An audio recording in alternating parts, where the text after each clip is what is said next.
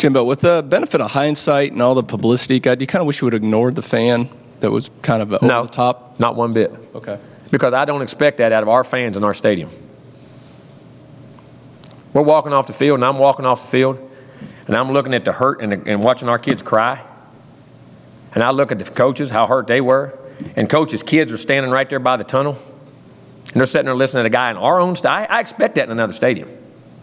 And I understand they're hurt. And in the print and the media, say what you want. You guys do your job. You do everything. I respect. That's part of what goes with coaching. That goes with it 100%. But to hear one of our fans reaching over saying that wasn't to me about our coaches and in front of their own kids and in front of their own players, I don't one bit. That doesn't belong there.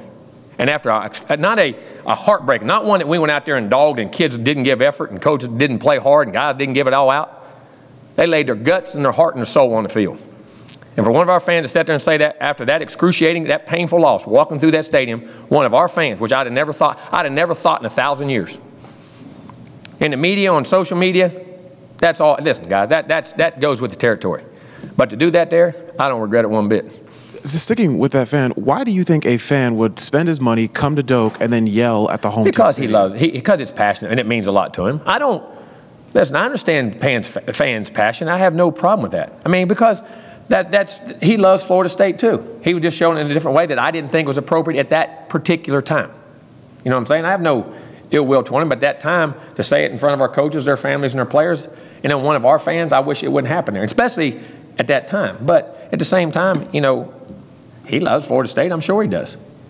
You know? I didn't expect it, you know, at that time. And if we get it all the time, stuff we get in opposing stadiums, that's nothing. I think that's where, you know, that's what shocks you a little bit. You know what I mean?